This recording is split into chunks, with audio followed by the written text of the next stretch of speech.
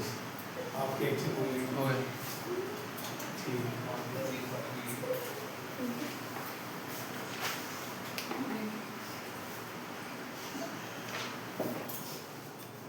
ठीक है जी। पहला डाउट ये आया है कि आप थोड़ा सा भी अगर आप डेप्थ में समझने की कोशिश करोगे ना, ये डाउट ऑलमोस्ट सभी को आएगा कि सर इंडिपेंडेंट और म्यूचुअली एक्सक्लूसिव में ना कुछ फर्क हमें समझ में नहीं आया।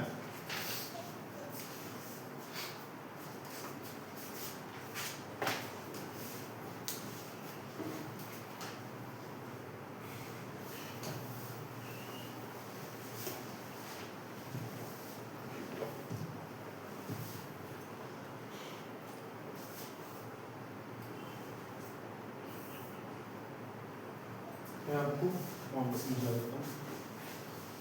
किसी के पास बाय एनी चांस बुक है सेकंड पार्ट की? एक एग्जांपल उठानी मैंने आपसे, तो कोई बुक की जरूरत नहीं पड़ेगी। ठीक है, हमें डाउट ये आ रहा है कि इंडिपेंडेंट और म्यूचुअली एक्सक्लूसिव में क्या फर्क है। इंडिपेंडेंट कहता है कि ई जो है वो एफ से इंडिपेंडेंट है, ई एफ के ऊपर डिपेंड नहीं करता। ई एफ हो या ना हो, ई अपने हिसाब से चलेगा। एफ होगा तो भी ई अपने हिसाब से चलेगा, ई होगा तभी एफ होगा तभी ई अपने हिसाब से चलेगा, एफ नहीं भी होगा तो भी ई अपने हिसाब से चलेगा। ये एक डेफिनेशन है इंडिपेंडेंट को समझने के लिए। बट इंडिपेंडेंट को समझने के लिए दूसरे भी तरीके हैं। एक तो आपने चलो हमने प्रैक्टिकली समझ लिया, दूसरा क्या है?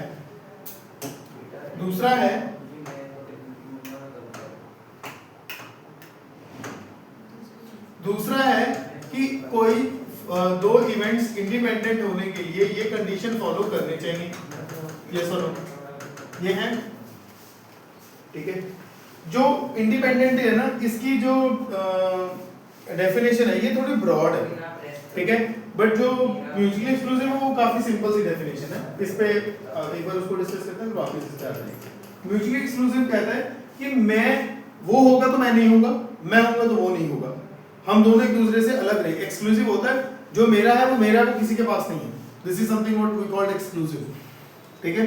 कभी आपने सुना हो ना, ये जो मार्केटिंग वाले आपको बोलते हैं एक्सक्लूसिव ऑफर है। एक्सक्लूसिव ऑफर वो तो चलो खैर एक हैवी वर्ड यूज करते हैं, अदरवाइज एक्सक्लूसिव ऑफर होता है जो सिर्फ आपके लिए है, वो किसी और को नहीं मिलेगा, उसको बोलते हैं एक्सक्लूसिव।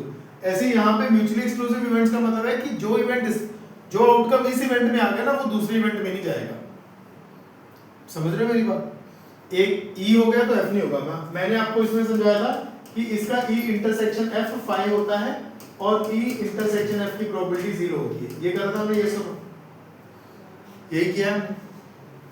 तुम्हें एक सेंस ऑफ डिपेंडेंसी नहीं नजर आ रही कि अगर ई ने कोई चीज ले ली, एफ मना कर रहा है, मैं नहीं लूंगा, है कि नहीं? एक सेंस ऑफ डिपेंडेंस है ना कि भाई उसके पास नहीं है, सॉरी उसके पास है तो मैं नहीं लूंगा, उसके पास नहीं है फिर मुझे नहीं पता मैं लूंगा या नहीं लूंगा। अगर उसने ले लिया फिर मैं नहीं ले सकता, क्योंकि फिर तो मेरे हमारे बीच में कुछ कॉमन आ जाएगा और कॉमन उन्हें होने नहीं देना कुछ। एक सेंस ऑफ डिपेंडेंस नजर आ रही है ना? तो mutually exclusive and independent are two different things. Independent में आपने सिर्फ ये कंडीशन फॉलो करवानी है, ठीक है। ये कंडीशन फॉलो हो रही है, अच्छी बात है, नहीं हो रही है तो वो इंडिपेंडेंट है, सॉरी डिपेंडेंट है। एक एग्जांपल करते हैं जिसमें वो म्यूचुअली एक्सक्लूसिव नहीं होगा बट इंडिपेंडेंट होगा। सेम लगते हैं ना हमें। और ज्यादातर केसेस में क्या होता है, एक्चुअली ज्यादातर केसेस में क्या होता है, जो चीज म्यूचुअली एक्सक्लूसिव होती है वो इंडिपेंडेंट हो जाती है। उसके पास नहीं है, इसके पास नहीं है, वो एक दूसरे से अलग अलग रहते हैं, ठीक है। बट ऐसा नहीं है। एक एग्जांपल लेते हैं जिसमें वो इंडिपेंडेंट होगा बट म्यूचुअली एक्सक्लूसिव नहीं होगा। इंडिपेंडेंट होगा बट म्यूचुअली एक्सक्लूसिव नहीं होगा। डाइस रोल किया, आपके पास 6 आउटकम्स आ गए, ठीक है। एक इवेंट आ गया 3-6, एक इवेंट आ गया 2-4-6 और ई इंटरसेक्शन एफ आ गया। पहला था इवन, दूसरा पहला था मल्टीपल ऑफ 3, ये है मल्टीपल ऑफ 3, ये है इवन नंबर। तो अगर आप ई इंटरसेक्शन एफ करोगे तो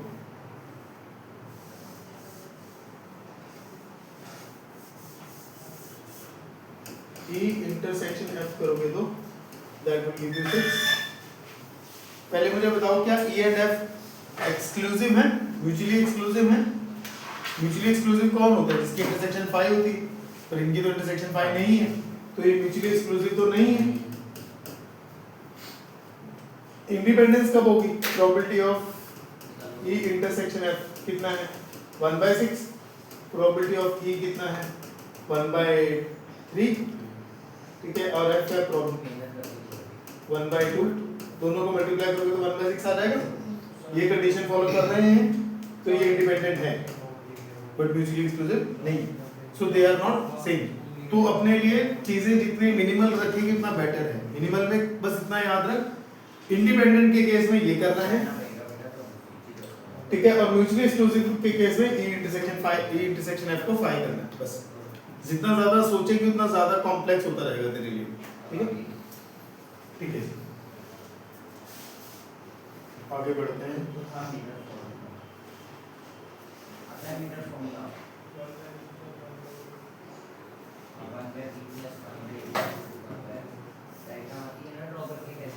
होमवर्क निकालो प्लीज सभी।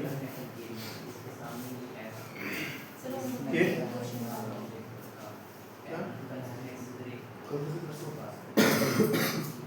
आएगा कल वो ज्यादा बड़ा प्रॉब्लम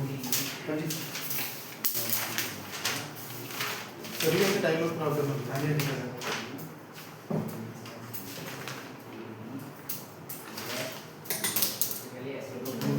पहले एक चीज बता रहा था लेकिन सेकंड 16 को मैंने प्रमोशन लिया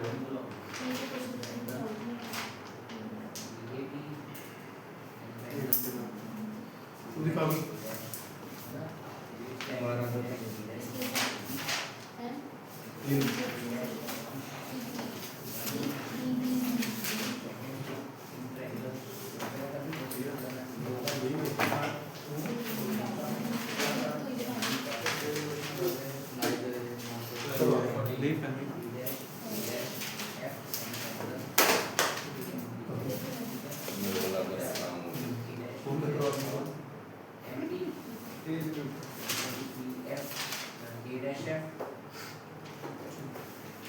वैसे तो थोड़ा डाउट पूछो, वो प्रैक्टिस करने के बाद ही आ सकता है।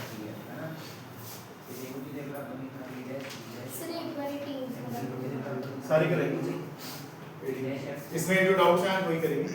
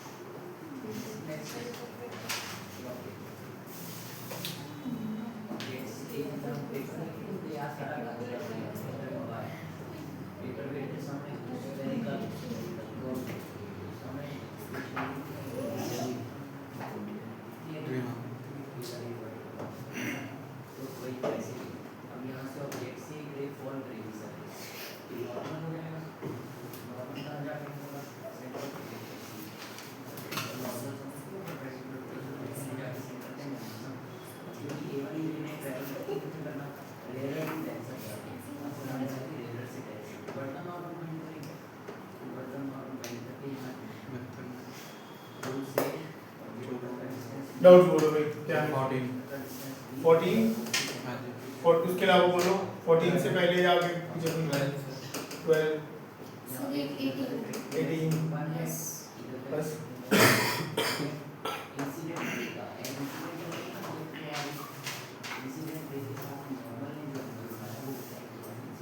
अच्छा पहले वालों में तो कुछ भी नहीं है ना, फिर सबसे पहले 12th ही है।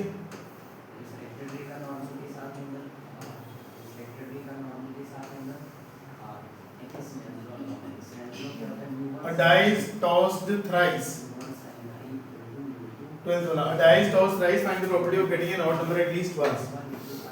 फिर एक dice को 3 बार थ्रो किया गया probability of getting an odd number at least once.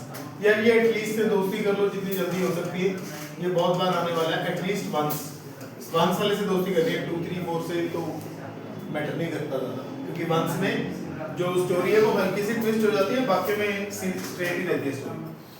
At least once में हम क्या करते हैं, पहले आप देखो, अगर आप 3 बार डाइस रोल करोगे 1 2 3, 3 बार डाइस रोल करोगे, पहले के लिए कितने ऑप्शंस हैं 6, दूसरे के लिए कितने ऑप्शंस हैं 6, तीसरे के लिए कितने ऑप्शंस हैं 6। तो अगर आप देखोगे तो टोटल 216 आउटकम्स बन जाएंगे अगर 3 बार डाइस रोल हो रहा है। जैसे टोटल 216 आउटकम्स बनेंगे। ये प्रोबेबिलिटी नहीं है, ये काउंट है कितने आउटकम्स बनेंगे, उस चीज का काउंट है, प्रोबेबिलिटी नहीं है अभी। ठीक है, टोटल 216 आउटकम्स बनने वाले हैं। कहता है dice getting an odd number at least once, कम से कम एक बार तो ऑड नंबर आए। ठीक है, अब ऑड नंबर या तो यहाँ आएगा, ठीक है, अच्छा सॉरी, एक बार अगर मैं उसके केसेस सोच के देखूं, एटलीस्ट वंस वाले केसेस सोचूं कि कम से कम एक बार ऑड आना चाहिए, तो उसमें एक सिंगल ऑड आएगा, बाकी 2 इवन होंगे, वो भी चलेगा केस। ठीक है, दूसरा 2 ऑड्स आएंगे, एक इवन होगा, वो भी केस चलेगा। फिर अगर तीनों ऑड आएंगे, वो भी केस चलेगा। अब इसके डिफरेंट केसेस बनाने पड़ेंगे, इसके डिफरेंट फर्दर की ऑड पहले पे आया है, फिर ऑड दूसरे पे, ऑड तीसरे पे, इधर इवन पहले पे, इवन दूसरे पे। ठीक है, तो there are a lot of cases that needs to be discussed. तो उससे बेटर एक अदर अल्टरनेटिव है आप कि आप ये मान लो कि ऑड कभी आया ही नहीं, नेवर ऑड, कि ऑड कभी आया ही नहीं। इससे क्या होगा, कहता है टोटल सबसे, देखो प्रोबेबिलिटी किसी भी क्वेश्चन में हो, अगर वो कोई भी क्वेश्चन किसी भी चैप्टर में, किसी भी क्लास में प्रोबेबिलिटी का क्वेश्चन कर रहे हो, तो टोटल प्रोबेबिलिटी हमेशा 1 होती है। टोटल प्रोबेबिलिटी याद रखना, टोटल प्रोबेबिलिटी हमेशा 1 होती है। ठीक है, तो अगर टोटल प्रोबेबिलिटी 1 नहीं है तो आपने कुछ गड़बड़ करी है, इससे वो 1 नहीं है। ठीक है, टोटल प्रोबेबिलिटी 1 होती है। अगर मैं कह रहा हूं कि मैं कभी भी ऑड ना आने वाले की प्रोबेबिलिटी कैलकुलेट कर लूं, probability of never odd calculate कर लूं, that must be equal to, और इसको 1 में से माइनस कर दूं, that will give me at least 1 odd. मैं थोड़ी सी बात को समझाने की कोशिश करता हूं। कम से कम एक ऑड आना चाहिए, कम से कम एक ऑड आना चाहिए। इसका रिवर्स क्या है कि एक भी ऑड ना आए। फॉर एग्जांपल, आप पेपर में टेस्ट स्कूल आप पेपर देने बैठे हो, 80 मार्क्स का पेपर है, मैं बोलूं पास होने के लिए कम से कम एटलीस्ट 27 आने चाहिए, तो आप 27 पे भी पास हो, आप 8 पे भी पास हो, 9 पे भी पास हो, आप 80 तक पास ही हो। कम से कम 27 बोला मैंने, तो आप पास कब नहीं हो, जब 27 नहीं आ पा रहे, उससे कम रह जा रहे हैं, है ना। ये जो एटलीस्ट वर्ड है ना, एटलीस्ट वर्ड ये कहता है कि जिसके आगे एटलीस्ट लगा है उससे पीछे का केस कंसीडर करो एक बार। अगर मैं बोलता हूँ एटलीस्ट 1, ये तो फिर 27 था, अगर मैं बोलता हूँ एटलीस्ट 1, चलो कुछ ऐसा इमेजिन कर लो कि मैं बोलूं कि पर्टिकुलर टेस्ट है, अगर तुम में से किसी एक बच्चे के भी फुल मार्क्स आते हैं तो will have some sort of celebration. ठीक है, कम से कम एक बच्चे के फुल मार्क्स आने चाहिए। तो अगर वो एक से ज्यादा के आगे तो well and good, then also offer stands. पर ऑफर फेल कब होगा, जब एक के भी नहीं आएंगे, एक के भी नहीं आएंगे। तो यहां से मैं ये समझाना चाह रहा हूं, एटलीस्ट 1 का जो ऑपोजिट वर्जन है दैट इज नेवर या नन। नेवर थोड़ा ऑड लग रहा होगा, नन। एटलीस्ट 1 का ऑपोजिट है नन। ठीक है, एटलीस्ट 1 में आता है 1, ये सारे 1 और मोर देन 1, इनका अगर आप ऑपोजिट देखेंगे, अदर साइड देखेंगे, नेगेशन करेंगे इनकी, तो दैट इज 0, कुछ भी नहीं। ठीक है, तो एटलीस्ट 1 के केस में आप हमेशा प्रोबेबिलिटी निकालेंगे 1 अगर एटलीस्ट 1 की प्रोबेबिलिटी उसने क्वेश्चन में मांगी है तो हमेशा हम निकालेंगे 1 माइनस नन। एटलीस्ट 1 की प्रोबेबिलिटी हम हमेशा निकालेंगे 1 माइनस नन कर। ठीक है, इस क्वेश्चन में वो क्या कह रहा है, कह रहा है डाइस और slice find the probability of getting an odd number at least once. अब ऑड नंबर एटलीस्ट वंस की प्रोबेबिलिटी कैसे निकालेंगे, odd at least once 1 minus none of the odd, none are odd, है ना। तीनों में से कोई भी ऑड नहीं आया, तीनों में से कोई भी ऑड नहीं आया। ठीक है, 1 माइनस, तीनों में से ऑड नहीं आया कोई, तीनों इवन आए होंगे मतलब, बोलो कुछ, तीनों इवन आए होंगे, पहले पे इवन आने की प्रोबेबिलिटी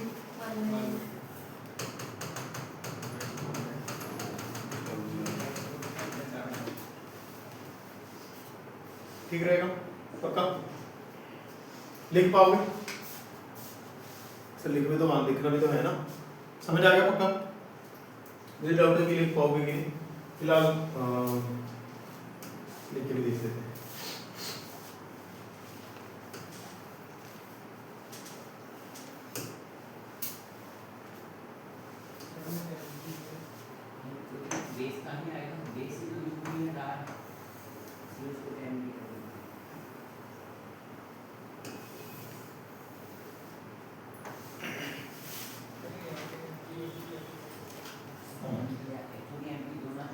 लिखना कैसे है, पहले अपने माइंड में वो क्लियर कर लो पाथ है क्या क्वेश्चन का। सबसे हमारे पास 3 इवेंट्स होने वाले हैं अभी, पहला throw, first throw,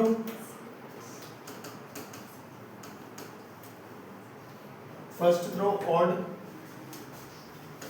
first throw odd, second throw odd, second throw odd, third throw odd.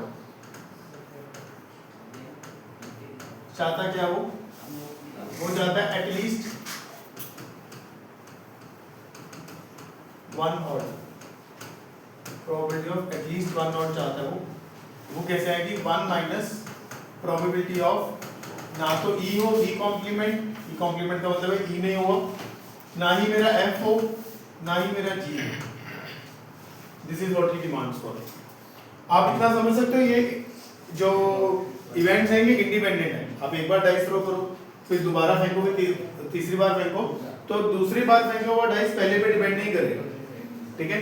क्योंकि इंडिपेंडेंट है तो मैं इसको ऐसे लिख सकता हूं,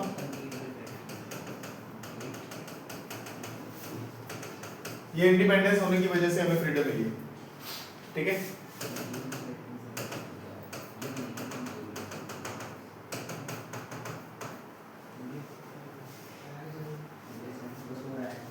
ठीक है, वैसे इसको लिखने का तरीका होता है एटलीस्ट 1 को ई यूनियन एफ यूनियन जी, ये एटलीस्ट 1 को लिखने का तरीका होता है ई यूनियन एफ यूनियन, क्योंकि इसमें सारे केसेस ही आ जाएंगे ना, ई यूनियन एफ यूनियन जी में।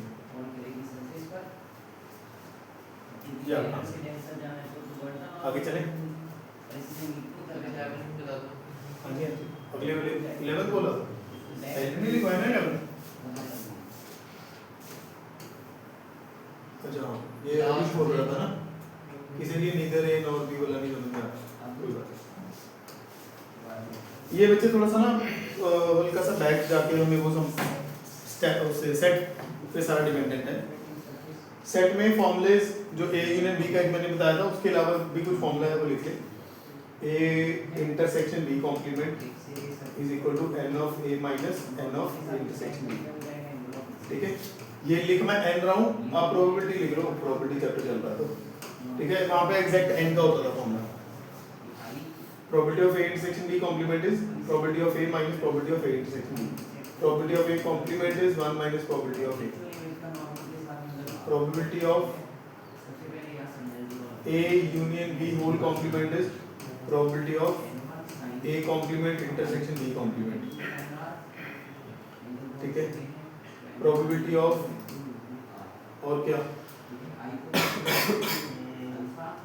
A union B union C भी लिख लो, A union B union C is probability of A plus probability of B minus plus probability of C minus probability of A intersection B minus probability of B intersection C minus probability of A intersection C।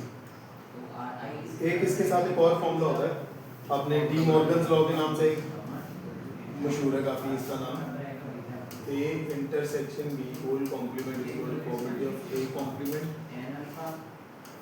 union B complement, A complement union B complement,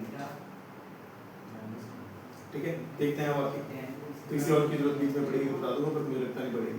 ये कर लेगा A intersection independent ही है, A and और B, neither and और B करना, neither and और B का मतलब है, अच्छा ये सीखने वाली बात है, ये मैंने कई बार बताई होगी कि और का जो सेंस होता है ना, और का सेंस होता है ऑप्शनल, कि या तो आप ए लो या बी लो, आपके पास एक ऑप्शन है, ऑप्शनल साउंड करता है। नीदर नॉर कंपल्सिव साउंड करता है कि दोनों ही नहीं लेने, ऑप्शन नहीं दे रहा वो कि ए रिजेक्ट कर दो या बी रिजेक्ट कर दो, वो कह रहा है दोनों ही रिजेक्ट करो। तो नॉर का जो सेंस है वो एंड का होता है, साउंड जरूर वो और जैसा करता है बट उसका जो मतलब है वो एंड है। आपने ये भी नहीं लेना एंड आपने ये भी नहीं लेना, नीदर नॉर का मतलब यही होता है ना। तो आप इस केस में क्या करोगे, नॉट नीदर ए मतलब A complement intersection B complement, ठीक है। अगर इंडिपेंडेंट है तो बच्चे इंडिपेंडेंट के लिए ना सिर्फ ए इंटरसेक्शन बी ही नहीं ए भी बनता, ठीक है। Probability of A intersection B, probability of A, probability of B ही नहीं बनता बल्कि बाकी भी बन जाते हैं। अगर कॉम्प्लीमेंट्स हैं तो वो भी इक्वली रोल प्ले, ऐसे ही रोल प्ले करते हैं। आ रही है मेरी बात समझ, ठीक है। कॉम्प्लीमेंट्स के लिए भी सेम रूल फॉलो होगा। इंटरसेक्शन के अराउंड अगर कुछ है तो वो यही करेगा, A probability of complement, A complement की प्रोबेबिलिटी यहां से निकल आएगी कितनी, 0.7, बी कॉम्प्लीमेंट की 0.4, 20.2, ठीक है। ठीक है, यहां तक हो गया तो आगे चले।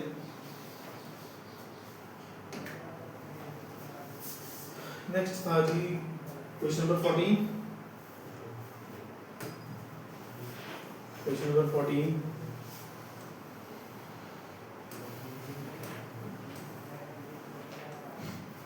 भी है, किसी का doubt? So not be on time.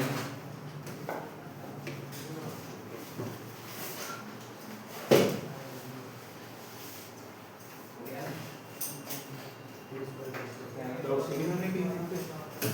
हाँ ये 12, 14, 18, 14 है अभी डाउट, 13 नहीं है किसी का डाउट, ठीक है। Probability of solving specific problem independently by A and B are 1/2 and 1/3 respectively. ठीक है, solving A is 1/2, solving B is 1/3. If both try to solve the problems independently, find the probability that problem is solved. ये जरा बातें ध्यान से सुनने वाली हैं। कहता प्रॉब्लम सॉल्व हो गई, प्रॉब्लम कब सॉल्व होगी? प्रॉब्लम किस किस केस में सॉल्व होगी?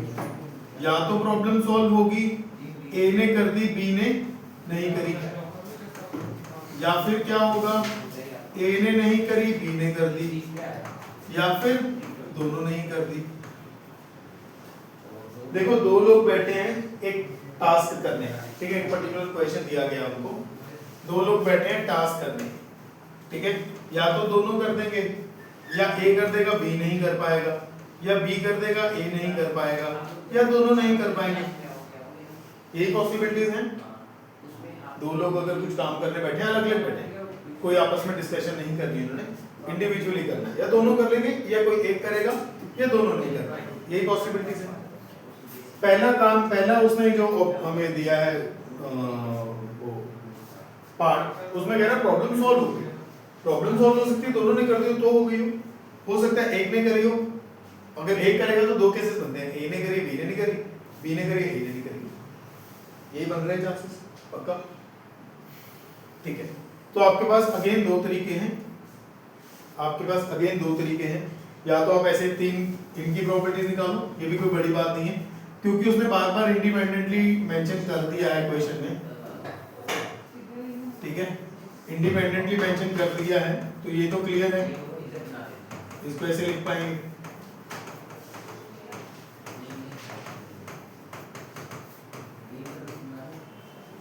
लिख पाएंगे, फिर आप इनकी प्रॉपर्टीज लिख लो। ए की प्रॉपर्टी आपको इजीली पता है, ए कॉम्प्लीमेंट की भी यहां से निकल आएगी 1/2, A complement is 1/2, B complement is 2/3। बोलो ऐसा ही है पक्का? आप यहाँ पे प्रॉपर्टीज लिख सकते हो इनकी जो रिक्वायर्ड प्रॉपर्टीज हैं। 6 प्रॉपर्टीज यहाँ हमारे पास अवेलेबल है, 6 की 4 ए कॉम्प्लीमेंट बी कॉम्प्लीमेंट, इन्हीं चारों की जरूरत यहाँ पड़ेगी और यहाँ पुट करके आपका आंसर आ जाएगा। एक तरीका ये हो सकता था। दूसरा तरीका होता कि देखो 3 केसेस की प्रोबेबिलिटी उसने मांग ली, 4 ही पॉसिबल केसेस हैं, चारों पॉसिबल केसेस की प्रोबेबिलिटी होती है 1। जितने भी पॉसिबल केसेस हैं अगर सबकी प्रोबेबिलिटीज ऐड करोगे तो 1 ही होगा पक्का, ठीक है, अगर आपने सारे केसेस कंसीडर कर लिए। अच्छा, तो 4 तो पॉसिबल केसेस थे, 3 की प्रोबेबिलिटी निकालने की बजाय मैं 1 में से लास्ट वाली की प्रोबेबिलिटी माइनस कर दूं, है ना। आप में से एक जना काम करो, वंशी और मिस्टर मिलकर ना मुझे इसकी वैल्यू निकाल के बताओ, मैं इसकी वैल्यू निकालता हूं, फिर मैच करते हैं कि आंसर सेम आता है या नहीं। 1/3 उसका, ठीक है, आओ फिर इसी को निकालते हैं मिलकर। 1 minus a complement b complement intersection b complement, तुम करो बेटा, probability of a multiply by probability of b complement. 1 minus a complement की प्रोबेबिलिटी कितनी है अभी 1/2, उसकी कितनी आ रही है b कॉम्प्लीमेंट की 2/3, 1 माइनस 1 ये आ रही है 2/3, ये देखो ये आ रही है 2/3, आ रही है दोनों 2/3, आएंगी सेम हमेशा, ठीक है। अब इसमें लिखने वाला जो पेंडिंग है वो बस ये कि आप उसको बताओ कि ऊपर इसमें लिखता सब कुछ ही लिख दिया हमने सर, इसमें तो नहीं लिखा, इसमें बस आपको ये बताना है जो आपने किया उसमें तो 1 माइनस 1/4 नहीं हो जाएगा सीधा? क्यों भाई, लास्ट में किसकी प्रोबेबिलिटी माइनस करना होगा? एक मिनट लिख, 1 इस लास्ट वाली इसकी बात कर रहे हो ना, इसकी 1/4 नहीं होगी? 4 नहीं, हाँ गुड, पहले तो आंसर इज नहीं होगी, क्वेश्चन इज क्यों नहीं होगी, आंसर इज कि इन सब की प्रोबेबिलिटी सेम नहीं है, हमेशा सेम नहीं होती, not because you are progressing and you are asking such question. बाकी अगर भी यही सोच रहे हैं तो ये मतलब इसका मतलब है कि हम सेकंड लेवल पे आके हम बात अब समझ सकते हैं कि कोई अगर एक्सपेरिमेंट हो रहा है तो उसके सारे आउटकम्स का प्रोबेबिलिटी इंडिविजुअली सेम हो ये जरूरी नहीं होता। नॉर्मली ऐसा होता है, अगर आप एक एक्सपेरिमेंट करो, आप डाइस रोल करो, आप कॉइन टॉस करो, ठीक है, उसमें ऐसा होता है कि कॉइन टॉस किया तो हेड टेल की प्रोबेबिलिटी सेम, डाइस रोल किया तो 1 2 3 4 5 6 की प्रोबेबिलिटी सेम। अगर आपने 2 डाइस रोल किया तो 1 1 से लेके 6 6 तक 36 आउटकम है, सबकी प्रोबेबिलिटी सेम 1/36 1/36 1/36। पर जिस स्टेज पे हम हैं प्रोबेबिलिटी के, हम उस स्टेज पे जहां पे हम एक से ज्यादा टास्क कर रहे हैं, हम 2 टास्क का कॉम्बिनेशन कर रहे हैं, या तो हम एट अ टाइम हम कह रहे हैं कि जी पहले एक बॉल निकालो फिर दूसरी बॉल निकालो, याद है, फिर रिप्लेसमेंट विदाउट रिप्लेसमेंट, ठीक है। जब 2 टास्क इन्वॉल्व हो जाते हैं ना तो ये वाली जो चीज है, ये जो हमारे माइंड में मतलब क्या कहते हैं, एक मिथ बन जाती है, वो मिथ फिर मतलब वो मिथ हमें चेंज करनी पड़ती है।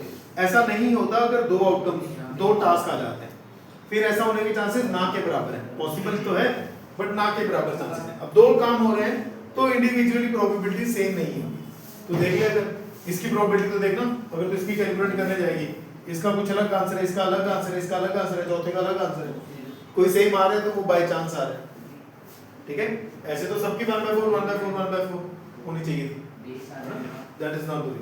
अगर 2 टास्क इन्वॉल्व हो जाते हैं तो वो वाली चीज कर्टेल हो जाती है कि फिर अब ऐसा नहीं होगा कि उनकी प्रोबेबिलिटीज सबकी सेम होगी, तभी तो इंडिविजुअली प्रोबेबिलिटी निकाल के इतना स्ट्रगल करना पड़ रहा है हमें, सेम हो जाती है फिर तो बात ही नहीं थी कुछ। क्लियर है, ये वाली बात समझ में आई कैसे करा, ये वाला लिखना भी आ गया, लिखना आना बहुत ज्यादा जरूरी है, उसको एग्जैक्टली लिखना कैसे है बाद में। Exactly one of them solve the problem, कहता किसी एक ने ही प्रॉब्लम सॉल्व करी है, मैंने कहा एक ने करी है, 4 तो केसेस थे, दोनों ने कर ली, पहले ने करी दूसरे ने नहीं, पहले ने नहीं करी दूसरे ने कर ली, दोनों ने नहीं करी। ये केसेस की बात कर रहा है, exactly one of them solve, दोनों ने सॉल्व की बात नहीं कर रहा, दोनों ने अनसॉल्व की बात नहीं कर रहा, तो इसकी प्रोबेबिलिटी निकालो, इसकी प्रोबेबिलिटी निकालो, ऐड कर लो, है ना। तो probability of them exactly one solve, exactly one of them solve, one of them solve, it is equal to probability of एक ए ने करी बी ने नहीं करी प्लस ए ने नहीं करी बी ने कर दी। ए ने प्रॉब्लम सॉल्व करी हो दैट इज 1/2, बी ने ना करी हो दैट इज 2/3 प्लस ए ने नहीं करी 1/2, b ने कर दी दैट 1/3 नीचे 6 आ गया ऊपर 3 आ गया 3/6 1/2 आ रहा है यस 1/3 प्लस 1/6 पक्का ठीक है 1/3 और 2 प्लस 1/2 ठीक है 3/6 आ रहा है 1/2 चलो आई होप ये लिखा हुआ मैं समझा पा रहा हूँ अदरवाइज कैलकुलेशन समझाना बहुत आसान है इसमें ऐसे कुछ भी नहीं है ठीक है ये लिख पाना इस चीज़ को ये मेजर टास्क है ठीक है जी और भी है क्वेश्चन है ना इसके आपके doubt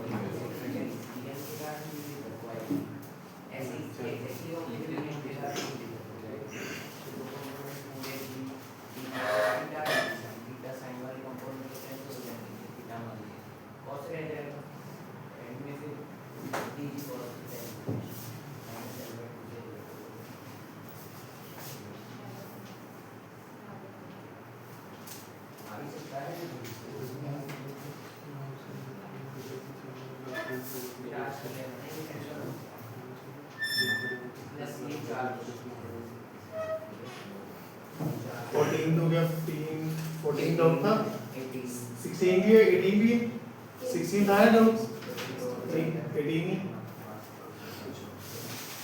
two events A and B will be independent if A and B are mutually exclusive no ठीक है कोई जरूर 100% श्योरिटी के वाले कोई यस बोला बाकी सारे नो ठीक है ये तो हमने क्या रात में डिस्कस कर लिया था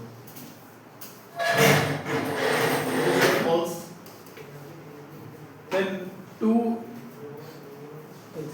events A and B will be independent if नहीं ऐसा कुछ नहीं ठीक है probability of A complement ये कॉम्प्लीमेंट है ठीक है ये कॉम्प्लीमेंट को लिखने के दो तरीके हो सकते हैं कोई ऐसे लिख रहा है कोई ऐसे लिख रहा है कोई ऐसे लिख रहा है साइड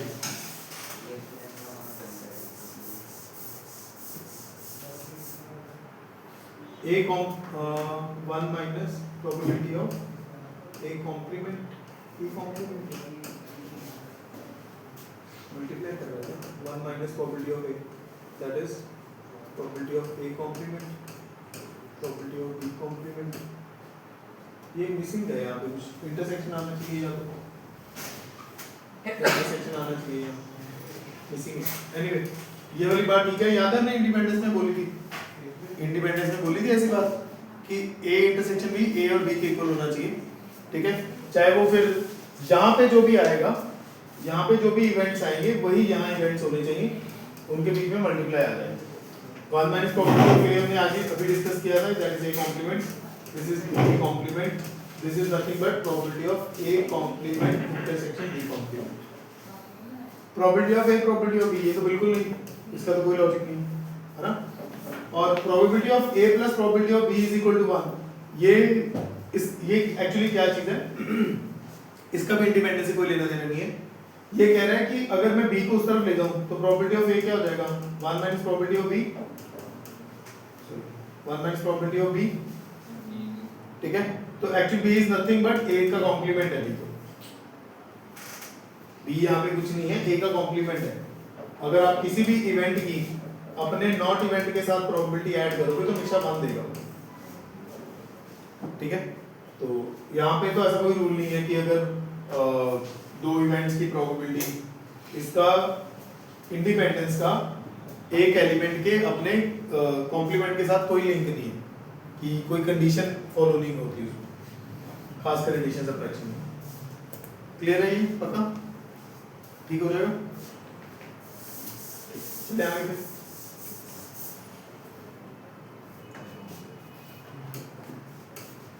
आओ बी की बारी आ गई ये इस तरह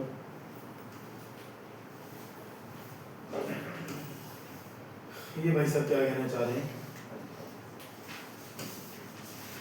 कॉन्सेप्ट बहुत मतलब मैं पर्सनली फील करता हूँ बहुत आसान है कुछ भी मुश्किल नहीं है काफी इजी टाइप का क्वेश्चन इसमें आपसे वो पूछेगा पर उस ईज को अचीव करने के लिए हमें पहले बहुत सारे क्वेश्चन करने पड़ेंगे तब आपको वो ईज फील होगा एक बार आपको इसका सारा कॉन्सेप्ट समझ में आ जाएगा क्वेश्चन समझ में आ जाएंगे क्योंकि इसके क्वेश्चंस में ना वेरिएशन बहुत कम होती है आपको एक बार 4-5 क्वेश्चन करने के बाद आपको लगेगा कि सारे क्वेश्चन एक ही तरीके से सॉल्व होते हैं ठीक है उसके बाद एक बार हम पहले इसको सारा समझ लेंगे सॉल्व कैसे करना है फिर इसको लिखना सीखेंगे ठीक है अगर लिखने का झंझट बीच में डालेंगे तो फिर कुछ समझ में नहीं आएगा। आओ जरा, दो कॉन्सेप्ट हैं। पहला कॉन्सेप्ट है हमारे पास, पहला कॉन्सेप्ट है थ्योरम ऑफ टोटल प्रोबेबिलिटी।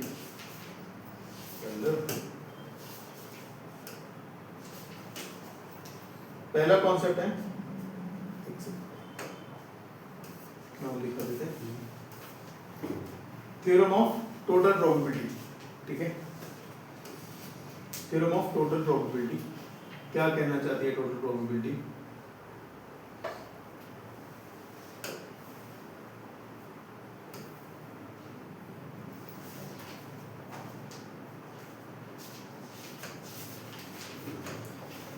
ठीक है, टोटल प्रोबेबिलिटी क्या कहना चाहती है? हर क्वेश्चन में अब हम ट्री डायग्राम बनाएंगे। मैं कुछ पहले एग्जांपल ले लेते हैं, फिर उसके बाद हम कॉन्सेप्ट पे चलते हैं। क्वेश्चन पढ़ो जरा, क्या कह रहा है वो? A person has undertaken a construction job. The probabilities are 0.65 that there will be a strike. कहता है एक आदमी ने कंस्ट्रक्शन जॉब ली है, ठीक है, उसने मतलब एक क्लाइंट को क्लेम किया कि वो उसको कंस्ट्रक्शन करके देगा, ठीक है, कंस्ट्रक्शन करके देने की। कहता है हो सकता है कि उस काम के दौरान स्ट्राइक हो जाए। स्ट्राइक होने के चांसेस कितने हैं? 0.65, प्रोबेबिलिटी है 0.65। तो स्ट्राइक के ना होने के चांसेस कितने होंगे? 0.35। शुरू में मुश्किल लगेगा, ऐसे नहीं कि शुरू में ये आसान लगेगा, दो चार क्वेश्चन के बाद आप रियलाइज करोगे कि एक सी बात बोले जा रहे हैं। अगर आगे देखते हैं वो क्या कह रहा है, कह रहा है 0.80 that the construction job will complete on time if there is no strike।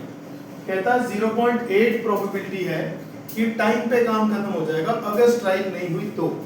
अगर स्ट्राइक नहीं हुई तो 0.8% चांस है कि आपका काम टाइम पे खत्म हो जाएगा। अच्छा, टाइम पे ना खत्म होने की प्रोबेबिलिटी कितनी है? स्ट्राइक ना होने के बावजूद 0.2। ये बात समझ में आती है नहीं सी? ठीक है, आगे देखते हैं। कहता है 0.32 that the construction job will be completed on time if there is a strike।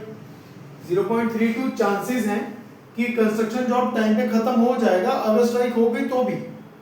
अगर स्ट्राइक हो गई तो भी 0.32 चांस है कि काम टाइम पे कंप्लीट हो जाएगा।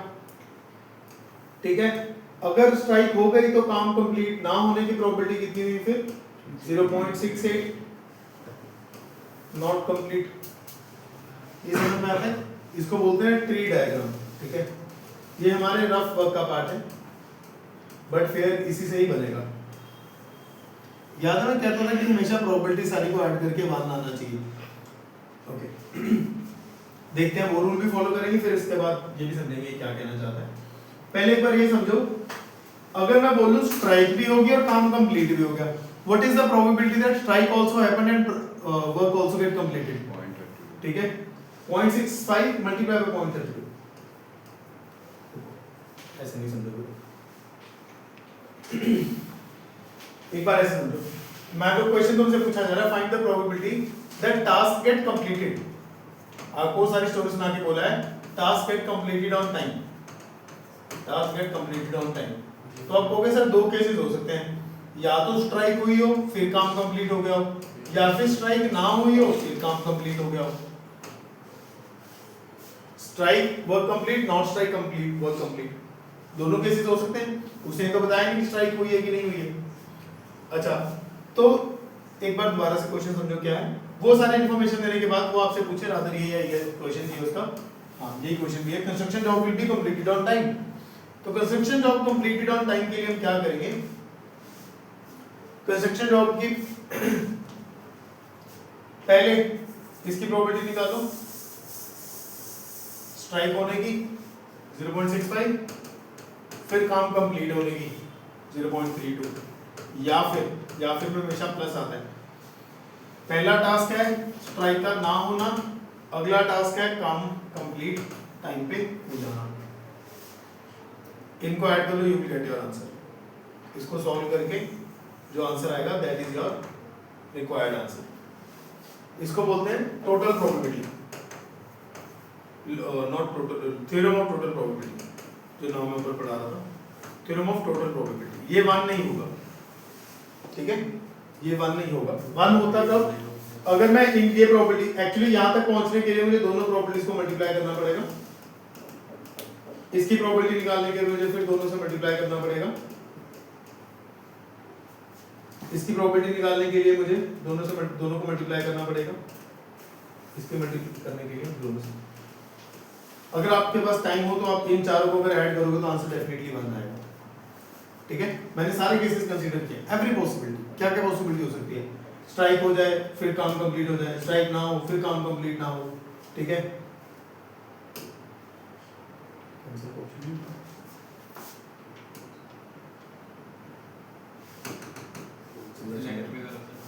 हाँ?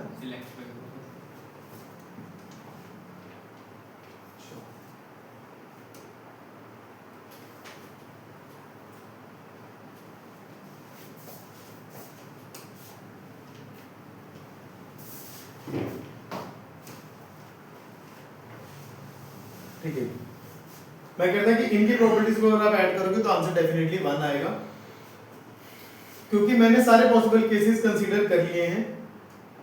मैंने सारे पॉसिबल केसेस कंसीडर कर लिए हैं कि स्ट्राइक होने के बाद कंप्लीट हो जाए, स्ट्राइक होने के बाद ना कंप्लीट हो, ना स्ट्राइक ना हो फिर कंप्लीट हो जाए, स्ट्राइक ना हो फिर कंप्लीट ना हो। मैंने सारे पॉसिबल केसेस कंसीडर कर लिए हैं। अगर आप कभी भी किसी भी सिचुएशन के सारे पॉसिबल केसेस को कंसीडर कर लोगे तो आपके सारी फाइनल प्रॉपर्टी का आंसर 1 आना चाहिए। पर उसने हमसे कौन सी प्रॉपर्टी पूछी है, वो कह रहा है मुझे बस उस केस की प्रॉपर्टी बताओ जब काम खत्म टाइम पे होगा, नॉट कंप्लीट की प्रॉपर्टी नहीं मांगी उसने हमसे, ठीक है। उसने सिर्फ काम के कंप्लीट होने की मांगी है। वो दो केसेस हैं, या तो स्ट्राइक के बाद कंप्लीट होगा या स्ट्राइक नहीं होगी तब उसके बाद कंप्लीट होगा। आ रही है बात समझ के नहीं आ रही? ठीक लग रहा है थोड़ा बहुत? आगे आगे बढ़ेंगे फिर और समझ में आना शुरू होगा। प्रॉब्लम बस ये है कि बुक में इसके क्वेश्चंस कम है इस पर्टिकुलर के, इसके आगे बेस थ्योरम में उसके क्वेश्चन पूछता है ज़्यादा, पर फिर भी हम थोड़े क्वेश्चन को मॉडिफाई कर लेंगे अपने कन्वीनियंस के लिए।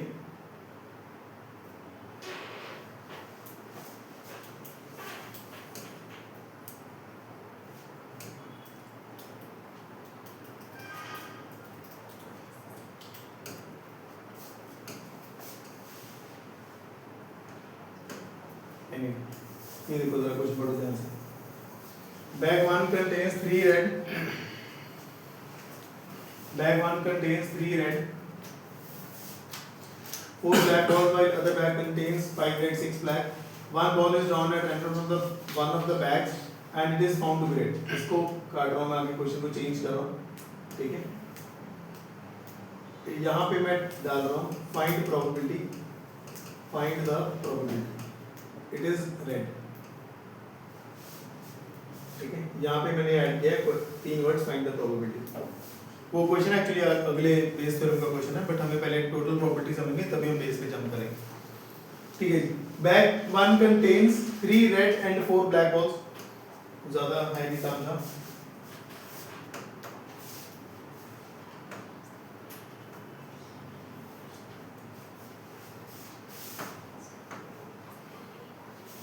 यहाँ पे हमने एंड के बाद हमने ऐड कर लिया फाइंड द प्रोबेबिलिटी। ये अभी हम काट रहे हैं। Find the probability that is found to be red. 2 bags हैं भाई, एक बैग में 3 रेड 4 ब्लैक हैं, दूसरे बैग में 5 रेड 6 ब्लैक हैं। कह रहा है आपके पास सबसे पहले आपकी आंखों पे बंदी है पट्टी। 1 ball is drawn at random from one of the bags. इस बात का मतलब क्या है? कहता किसी एक बैग में से, बताया नहीं उसने कौन से बैग में से, कहता किसी एक बैग में से एक बॉल निकाली। क्या हमें पता है कौन से बैग में से बॉल निकाल रहे हैं?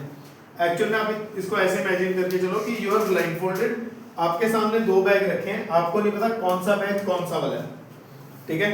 आपके सामने 2 बैग रखे हैं, आप रैंडमली किसी एक बैग में हाथ डालोगे और उसमें से बॉल बाहर निकालोगे। अगर वो बॉल रेड हुई तो आप जीत जाओगे, अगर वो बॉल रेड हुई तो आप जीत जाओगे। तो अब हमें निकालनी है आपके जीतने की प्रोबेबिलिटी। वो कैसे निकलेगी? पहले क्या होगा, एक बैग सिलेक्ट होगा, एक बैग सिलेक्ट होगा। लेट्स से आपने बैग 1 सिलेक्ट किया, ठीक है। अब या तो बैग 1 सिलेक्ट होगा या बैग 2 सिलेक्ट होगा। दोनों में से बैग 1 सिलेक्ट होने की प्रोबेबिलिटी 1/2। आपको तो नहीं पता कौन सा है, आप किसी की तरफ फेवरेबल नहीं हो, आप तो रैंडमली चूज करो। जब कोई चीज रैंडम होती है तो उसकी प्रोबेबिलिटीज इक्वली डिवाइड होती है। समझ रहे हो मेरी बात? ठीक है, बैग 1 में से 3 रेड 4 ब्लैक बॉल्स हैं, बट आपको रेड बॉल चाहिए। आपको तो रेड बॉल मांग रहे हो, it is found to be red. तो रेड बॉल की प्रोबेबिलिटी कितनी है फर्स्ट बैग में से? 3/7। ठीक है, वैसे निकाल लेते हैं, इसकी जरूरत नहीं है हमें, बट फिर भी निकाल लेते हैं। ब्लैक बॉल की प्रोबेबिलिटी कितनी होगी? ठीक है, रेड बॉल की प्रोबेबिलिटी इधर 6/11 ऐसे ही। ठीक है, अब वो हमसे चाहता है कि आपकी बॉल रेड होनी चाहिए। मैंने कहा देखो भाई, मुझे तो पता ही नहीं मैंने पहले बैग कौन सा सिलेक्ट किया, मेरे लिए तो दोनों टास्क आंखें बंद करके ही हुए। तो रेड बॉल कैसे आएगी? या तो मैं बैग 1 सिलेक्ट करूंगा, उसमें से रेड बॉल निकालूंगा, या फिर मैं बैग 2 सिलेक्ट करूंगा, उसमें से रेड बॉल निकालूंगा। ऐसे करूंगा ना। बैग 1 की प्रोबेबिलिटी कितनी है? 1/2। रेड की प्रोबेबिलिटी कितनी है? 3/7। बैग 2 की प्रोबेबिलिटी कितनी है? 1/2। 6/11 5/11 5/11। ये बात समझ में आती? अगर कभी चेक करना चाहो इनकी प्रोबेबिलिटी, जैसे इसको मल्टीप्लाई करोगे, इसको इन दोनों को मल्टीप्लाई करोगे तो आपकी फाइनल प्रोबेबिलिटी बनती है एक्चुअली ना ये आना चाहिए यहाँ पे, ऐसे आना चाहिए 1/2 के बाद ये आना चाहिए 3/7 4/7, ये आना चाहिए 5/11 6/11। ठीक है, ये रेड ब्लैक। रेड की प्रोबेबिलिटी फर्स्ट बैग से रेड बॉल आई, इसकी प्रोबेबिलिटी कितनी है? 1/2 into 3/7, 1/2 into 4/7, 1/2 into 5/11, 1/2 into 6/11। ठीक है, आप इसको टाइम निकाल के अगर कभी इसको ऐड करोगे तो डेफिनेटली 1 आएगा, नहीं आएगा तो मतलब हमने कोई प्रोबेबिलिटी गलत लिख दी है। फिलहाल उसने हमसे मांगा था कि सेकंड आपने 2 टास्क किए हैं, एक पहले बैग सेलेक्ट किया फिर एक बॉल सेलेक्ट की। वो चाहता था बॉल रेड आए। मैंने तुम्हें बताया कि अब हम ना वैसे नहीं करते, फेवरेबल अपॉन पॉसिबल नहीं कर रहे। अब हम क्या करते हैं, हम इंडिविजुअल केसेस की प्रोबेबिलिटी निकाल देते हैं, जो कौन सा केस हमारे फेवर का है उसको निकाल के उसकी प्रोबेबिलिटीज ऐड कर लेते हैं। ठीक है, अब हम हमसे वो रेड वाला केस मांग रहा है। मैंने कहा रेड वाली एक प्रोबेबिलिटी ये है, एक प्रोबेबिलिटी ये, इन दोनों को ऐड करो आपका आंसर आ जाएगा। समझ में आ रही है बात?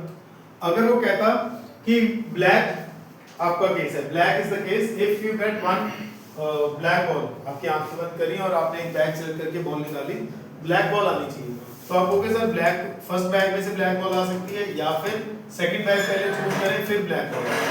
तो आप उस केस में इन दोनों को ऐड कर लोगे, आप इन दोनों को ऐड कर लोगे, इन दोनों को ऐड कर लोगे, यही पॉसिबिलिटीज है। ठीक है जी, अगला क्वेश्चन देखो। मान को छोड़ने जाना है। हाँ जी, मान को छोड़ने जाना है। कहाँ जाना है? क्यों? अगली क्लास का टाइम नहीं है। कितना टाइम हो गया? 25 हो गए? हाँ। ठीक, कोई बात नहीं, इसको यहाँ पे रोक देते हैं। आपने हर एक क्वेश्चन में क्या करना है, आपको हर एक क्वेश्चन में ऐसा कुछ दिखाई देगा, चलो रहने दो, इसमें से नहीं होगा, फिर मैं देखता हूँ क्या करना है। ठीक है, अभी आप घर से कल से ना आप विल एग्जैक्टली स्टार्ट एट 3:20, कोई 3:20 से लेट नहीं होगा। ठीक है, अभी जाओ।